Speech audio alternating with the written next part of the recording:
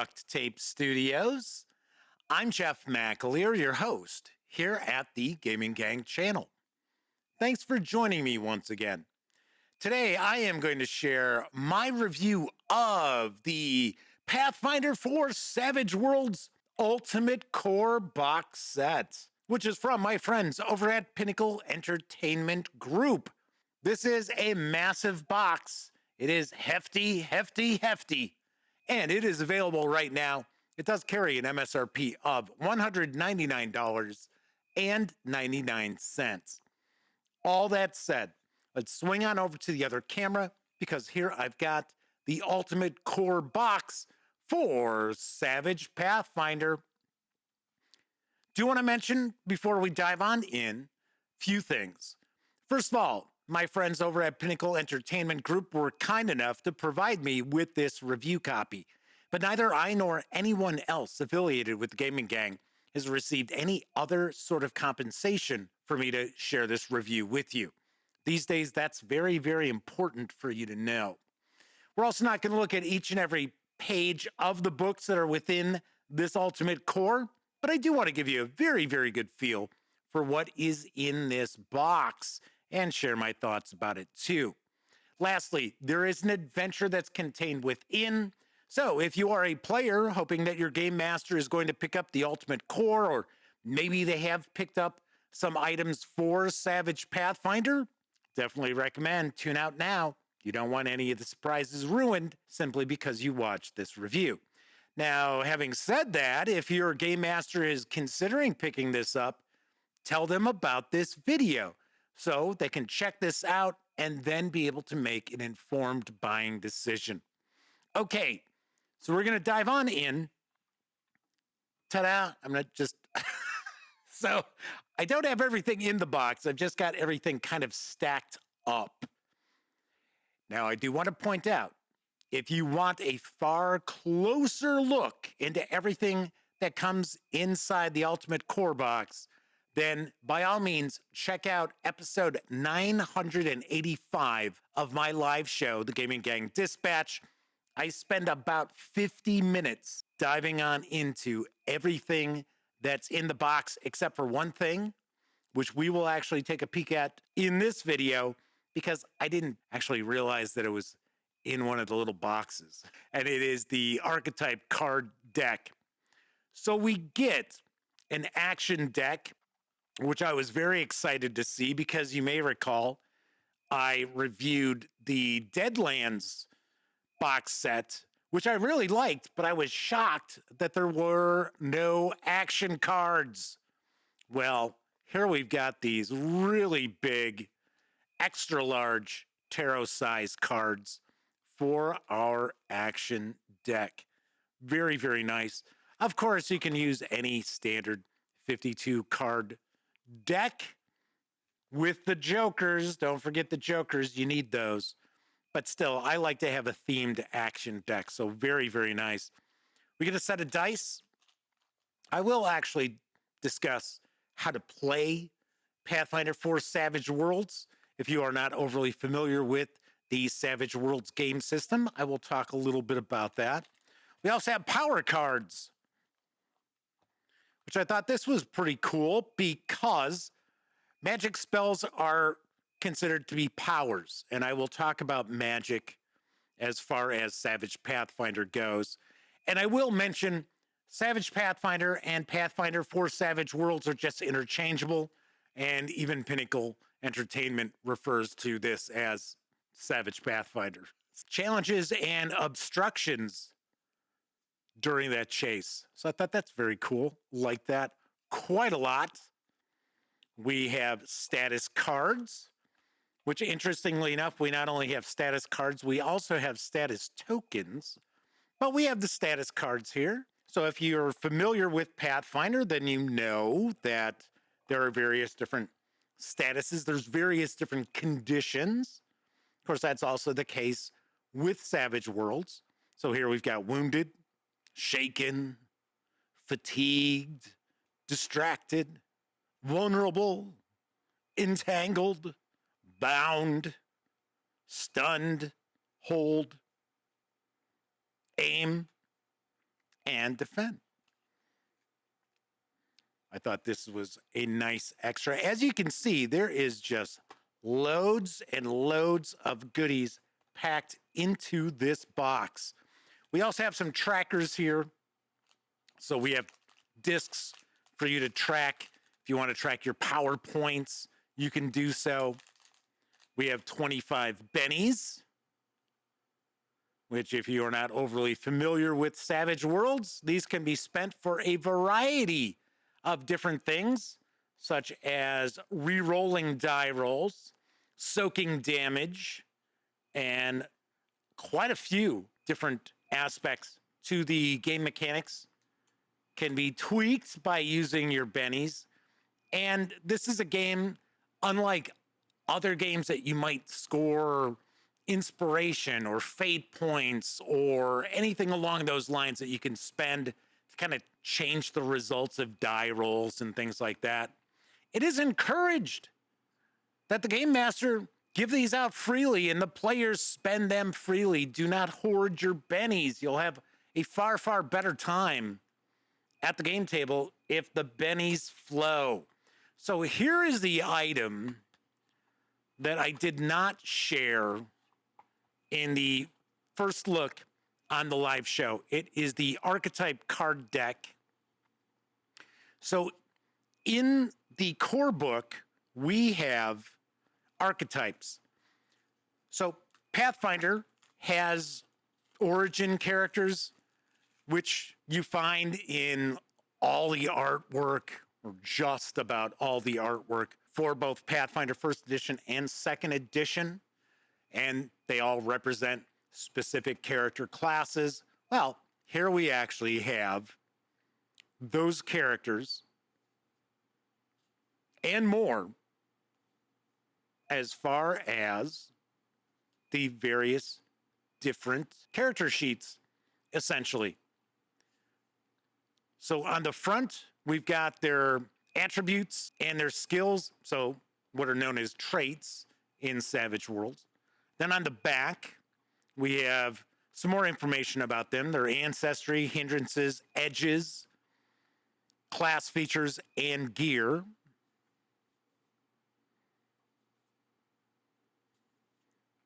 So very cool. I like this a lot. And the funny thing is, I sort of ran past it when I was doing that first look video because they were in this box. And inside the Ultimate Core are quite a few empty boxes that are used as spacers so things don't fly all over the place. And honestly, I thought this was just a spacer box. Okay, so we've got the core rulebook. We also have the bestiary. We're going to save these to peek through last. We have a Game Master screen and the adventure, Hollow's Last Hope. I'll actually look at this adventure last. Nice landscape Game Master screen, 3-panel. So one thing about Savage Worlds is you don't really need a whole lot of information on your Game Master screen. Unlike other role-playing games that are just overflowing with tables and things like that, that is not the case with Savage Worlds. Savage Worlds is actually a very easily grasped role-playing system. I have reviewed the core rules if you want to check that out. The core rules are also included in this rule book.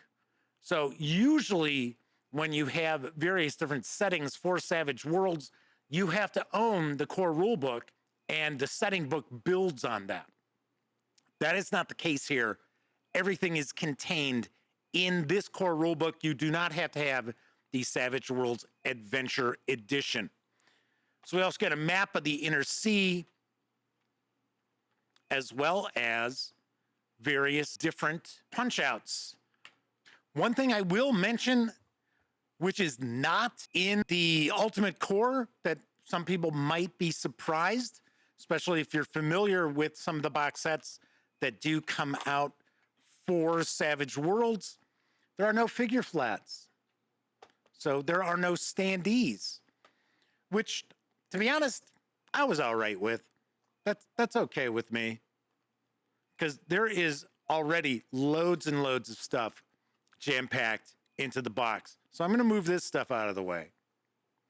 And we're going to jump on into the core rulebook. I'm just going to quickly page through to kind of give you a feel for the book itself. So as I mentioned, all the rules are contained in this book. So you don't have to concern yourself. Let me get some of this out of the way because there's some shadow. As I mentioned, you don't need to have the Savage Worlds Adventure Edition. Everything's located in this core rulebook, which I really like quite a bit. And of course, these rules are geared towards fantasy role-playing adventuring. So we've got our characters, we've got our various different heritages, we've got our different edges as well as hindrances. So if you are not overly familiar with Savage Worlds, what you're looking at is we've got our attributes and we also have skills. Those are both known as traits. So really, there's not much difference between an attribute and a skill. What you're looking at is you will have a die size, and the larger size die, the far more proficient you are with either that attribute or that skill. So everybody always starts off with 1d4 when they say purchase a skill or when they're creating their various different attributes. You'll have so many points in which you can spend to improve upon that. So the core mechanic of Savage Worlds is roll a 4 or higher to succeed. Now, it's not as simple as that all the time, especially combat's a little bit different. But at its heart, that is the core mechanic, is to roll a 4 or higher. Now, of course, you've got 4-sided die, 8-sided die, 12-sided die. 12-sided die is the highest that you can have. And if it's higher than 12, then it becomes a D12 plus 1, D12 plus 2. You don't move on up to a 20-sided die in order to succeed at various different challenges and tests that you're trying to pass. Now, one of the interesting aspects too is you get a wild die. At least player characters do, important NPCs do, important monsters do. So you get to roll both dice. As an example, let's just do a couple of 6s there. And now what you need is just a 4 on either die, and then that is a success. Now, this does have exploding dice, so if you roll the highest number on the die, then of course you are going to keep that number and roll again. You're going to total all this up, see what level of success you've achieved. So we do have critical failures, so if you roll 1s on both your dice, then that is bad news. And of course, the exploding dice are essentially your criticals. Oh, look at that. Succeed on both. So this is the wild die, and the wild die is available to player characters, important NPCs, important creatures. All right. That is, in essence, the core mechanic of Savage Worlds. Now, of course, there's a lot more to the proceedings than only that. There are, of course, positive and negative modifiers and things along those lines. But in the end, that is the core mechanic. Now, it changes a little bit with combat. Combat is you're looking to score higher than a particular number. So you may be looking to overcome a parry roll. If the NPC or your opponent happens to have an armed combat skill, then you have to beat their parry. Or if you're looking at ranged combat, now you're looking at that 4 again. So there are some exceptions, there are some tweaks, but for the most part, super easy to grasp the core rules of Savage Worlds. Something else you want to keep in mind is the fact there are no hit points. So we have wounds. Most characters are going to have 3 wounds, and wounds are very important because once you start taking wounds, then your ability to do things is going to suffer tremendously. And of course, if you run out of wounds, then obviously enough, you buy the farm. But this is not a role playing game where it's really high lethality. It is pretty swingy, though. I will point out, combat can be pretty swingy, especially with exploding dice, because you'll be rolling for damage. And what you're trying to do is you're trying to roll higher than the toughness of a character, and toughness might include armor. So you're looking to beat that in order to wound your opponent. If you happen to have your dice explode, then you could actually cause far more than just a single wound in an attack. So that does happen. I wouldn't say all the time, but it happens often enough. Well, the reality is the exploding dice happen often enough to be exciting at the table, but not to the point where it's like, oh, again. So we do have our classes, essentially. These are archetypes. And what we're looking at is these are builds that fit in with the classes from Pathfinder. Now, I do want to mention that Savage Pathfinder is built upon first edition Pathfinder. It is not built upon second edition Pathfinder. And for myself, I find it very important to make that distinction because first edition Pathfinder is essentially an update to Dungeons and Dragons 3.5. So everything from D&D 3.5, for the most part, applies to Pathfinder First Edition. Pathfinder Second Edition not only takes place in a different time period on the world of Golarion, but we also have the 3-action economy, which in my opinion really sets Pathfinder apart from any other role-playing game because of that 3-action economy. Now, I will say that 3-action economy tends to make the game a lot crunchier in many aspects than a standard fantasy role-playing game, such as, let's say, 5th edition Dungeons and Dragons. Pathfinder is going to be crunchier, but it also has far more options as far as character creation, combat, what your character can do. So I think that crunchiness, that extra complexity is evened out by just the sheer volume of extra cool stuff. So this doesn't utilize a 3-action economy. This utilizes the Savage Worlds rules system, which is fine, but I do want to point that out. So what we're looking at here, these are the archetypes, and then we get the breakdown of the archetype as well as that origin character from Pathfinder and how they would be created, how they would advance. And I thought this was very cool. Once again, we also have these in those archetype cards, although we do not have the advancement track on those cards. So then we'll start getting into edges, which are special abilities that not everyone has, obviously enough. We get some summaries here. And then we're going to get into combat. Now, one thing about Savage Worlds that I like, and it's also here in Savage Pathfinder, is how modular this can be. So if you want your combat to be very tactical, pretty crunchy, sure, you can do that. If you want it to be a little more free-flowing and more narrative in style as opposed to tactical in style, you can do that.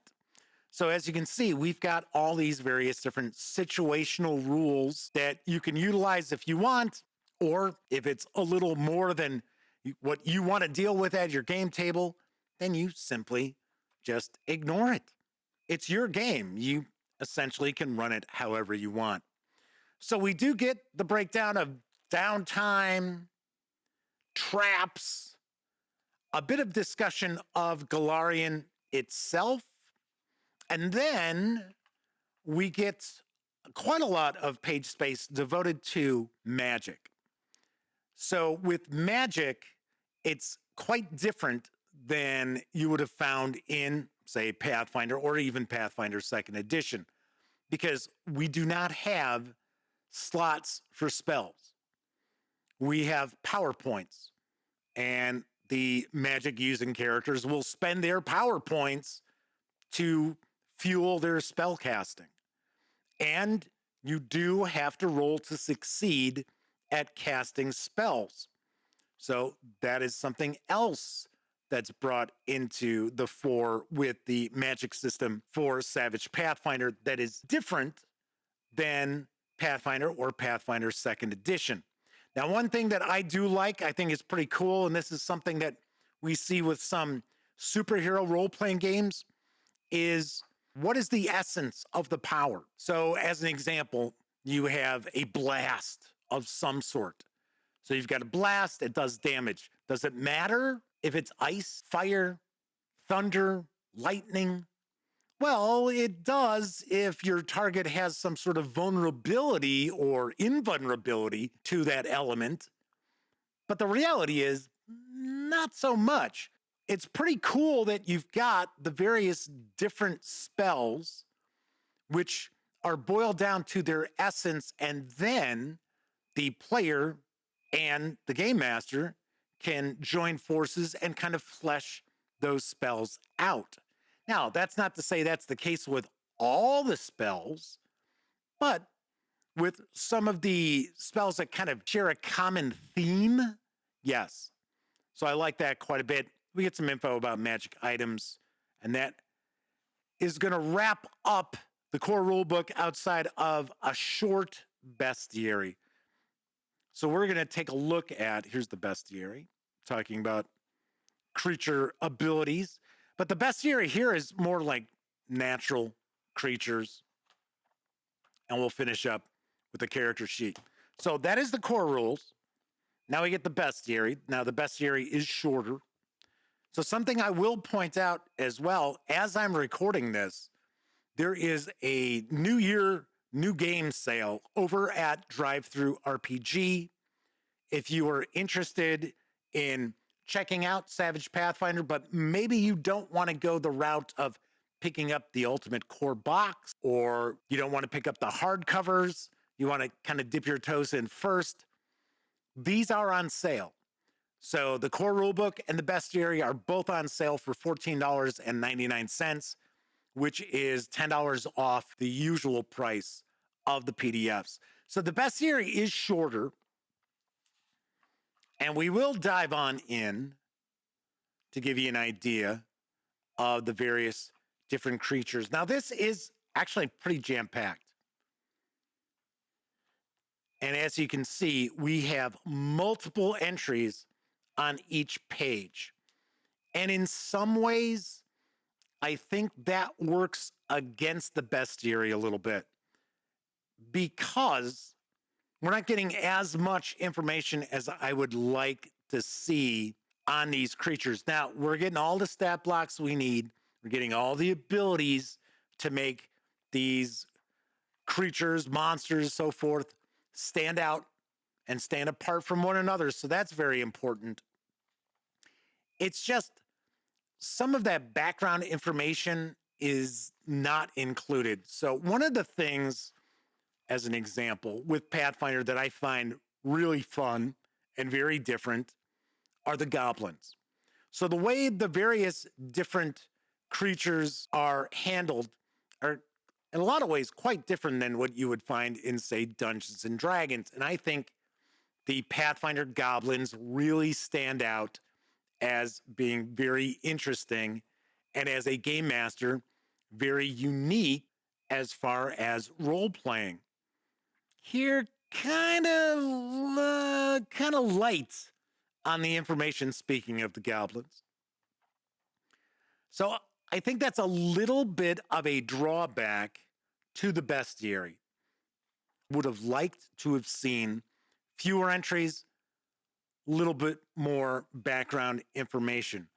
But I can say, thankfully, that we do get enough info for you to understand as a game master how you can utilize these creatures at the game table, which is not always the case in bestiaries. Sometimes it's sort of like, here's all these stat blocks, knock yourself out, figure it out.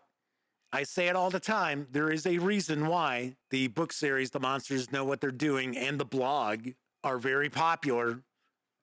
And that's because you don't get the sort of information from Wizards of the Coast for Dungeons and Dragons, for dungeon masters to effectively utilize the various different monsters and NPCs and things like that at the game table to make them really memorable and make them stand out. So as you can see, lots of entries in the bestiary. Last thing we'll take a look at here is going to be the adventure. This is just a short introductory adventure, and I have to be very honest, I'm not a fan of this adventure. I reviewed the Crown of the Kobold King for Pathfinder 2nd Edition, which actually has Hollow's Last Hope as its starting point. Didn't care for that either. So it's not the treatment for Savage Pathfinder that I'm not too keen on. It's just, I don't find this to be all that interesting an adventure.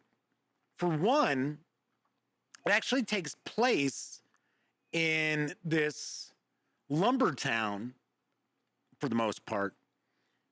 And the people who live there aren't really the sort of people you want to help out.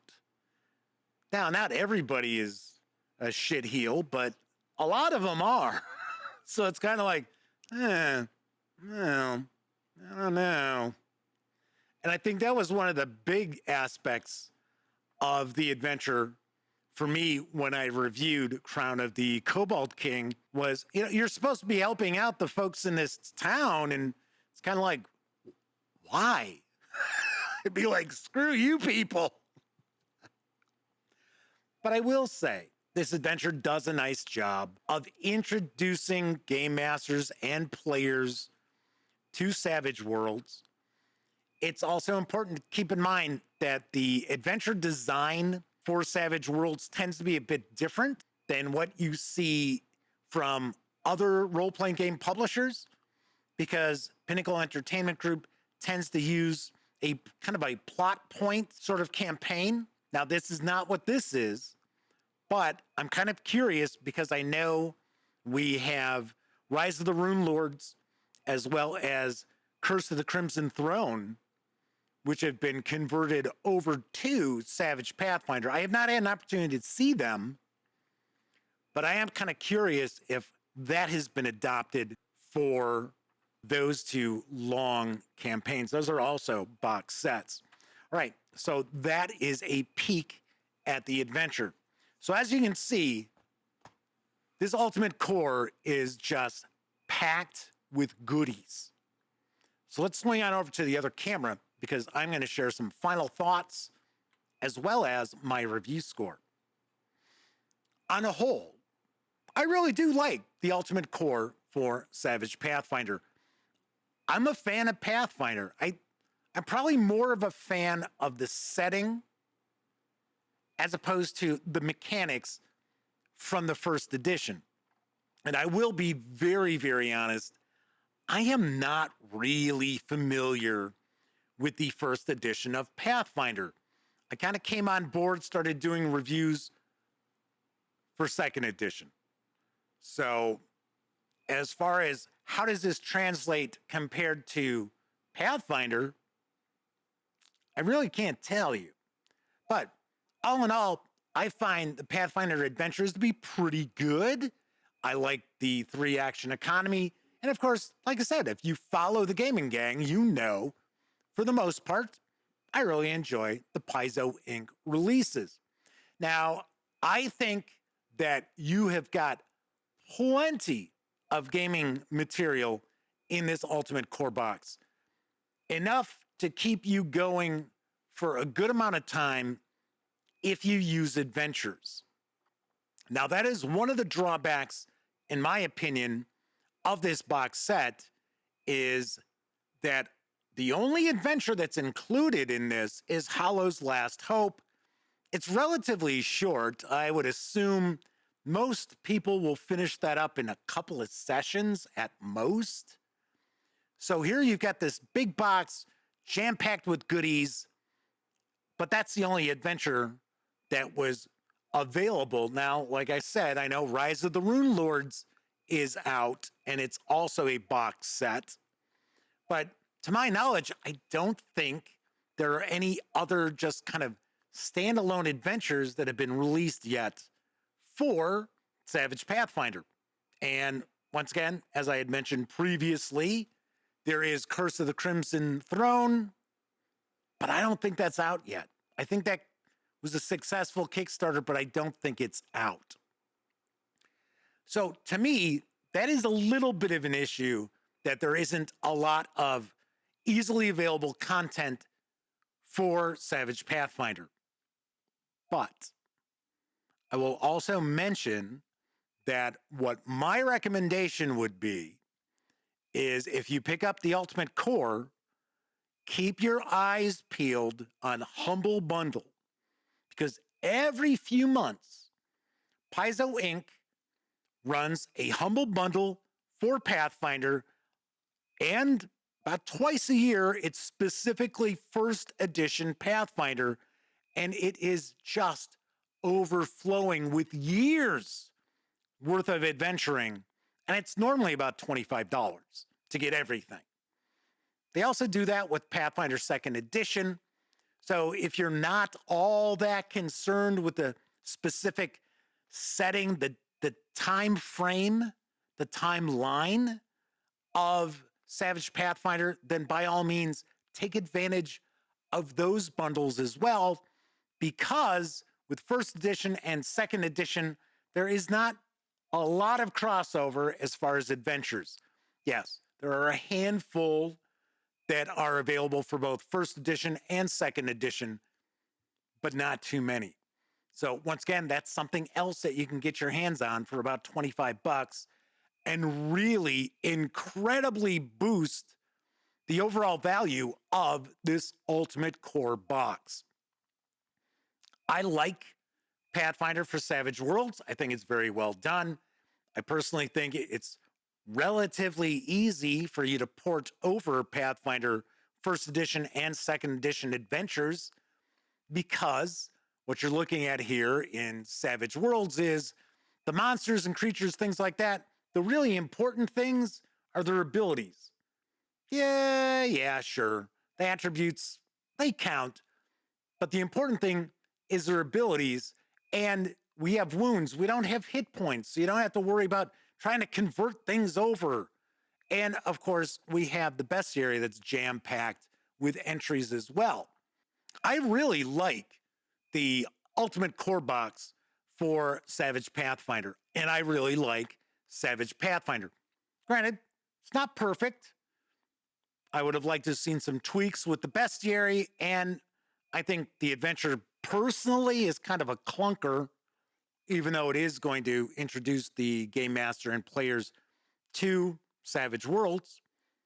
So you've got that, but it's kind of, it doesn't shine. To me, the adventure really doesn't kind of bring forth what makes Pathfinder an interesting setting. It's just kind of a bland adventure with a town full of people that you probably wouldn't pee on if they were on fire. But all in all, I think this is actually a really good value, even at $199, because you've got all the extra cards, you've got the various different bennies, and the bennies are substantial. They are not just little plastic discs. They do feel like poker chips in your hand.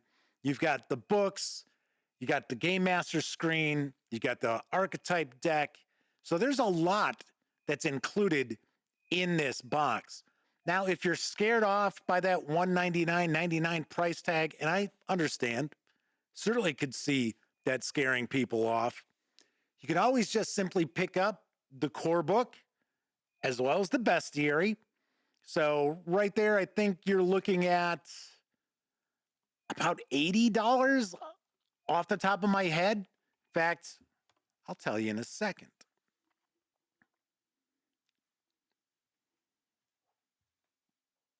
Well. $79.98 would be the total on that. So, yes, $80. Or you can also consider getting the PDFs, which are on sale right now and probably for about the next week, over at Drive-Thru RPG, and get both of them together for $30 to check things out. But I certainly do recommend Savage Pathfinder for those of you who are looking to experience first edition Pathfinder, but you like the ease of use of these Savage Worlds rules. So on a scale of 0 to 10, I give Pathfinder 4 Savage Worlds Ultimate Core an 8.5 out of 10. Do like it, think it's really well done, and I do recommend it. I have some quibbles, but they certainly do not prevent me from giving this a pretty high recommendation. All right, that is it for this time out. If you like this video, by all means, please give it a quick thumbs up. Subscribe to the Gaming Gang channel if you haven't already, and if you do subscribe, don't forget, ring that bell, because it'll not only let you know when I upload videos such as this review, it'll also inform you when my live stream, the Gaming Gang Dispatch, airs Tuesday, Wednesday, and Thursday evenings at 7 p.m. Central, right here on YouTube, as I bring you the latest in tabletop gaming news. Of course, when you're not watching videos on the Gaming Gang channel, be sure to visit thegaminggang.com for even more tabletop gaming news, reviews, and plenty of other items you are not going to find here on the YouTube channel. You know the drill. Get your geek on at thegaminggang.com. Once again, I'm Jeff McAleer. Thank you very much for watching. And until I see you next time, here's hoping all of you get to enjoy plenty of great gaming with your gang.